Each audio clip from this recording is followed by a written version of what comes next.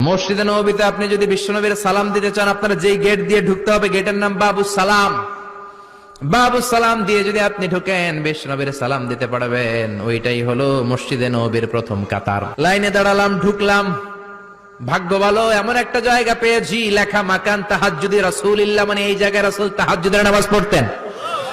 আল্লাহর শুকরিয়া আদায় করে 2 রাকাত সালাত পড়ে আবার প্রথম কাতারে ঢুকে গেলাম। এবার বিশ্বনবীর সালাম দেওয়ার পালা। হাঁটতে লাগলাম সবার সাথে। রাউদাতুম মিন রিয়াদিল জান্নার পরে ছোট্ট একটা জায়গা, এই জায়গায় সাইয়েদনা ঈসা আলাইহিস সালাম দুনিয়াতে আসার পরে, দাজ্জালকে হত্যা করার পরে 40 বছর দুনিয়াতে থাকার পর যখন ইন্তেকাল করবেন, বিশ্বনবীর বাম হাতের এই পাশের জায়গাটাতে ওনার সেখানে কবর দেয়া হবে। সুবহানাল্লাহ, ছোট্ট একটু জায়গা, কবর দেয়া হবে সেখানে। হাঁটতে লাগলাম, এরপরে বিশ্বনবীর কবর, লেখা মুহাম্মদ রাসূলুল্লাহ সাল্লাল্লাহু। যেই নবীর কথা ছোটবেলা থেকে এতদিন পড়লাম, যেই নবীর হাদিসগুলো শিখলাম, যেই নবীর জন্য আমরা দেহের তাজা রক্তটুকু বিলিয়ে দিতে পারি কি পারি না, ওই নবী নাকি এই জায়গায় শোয়া।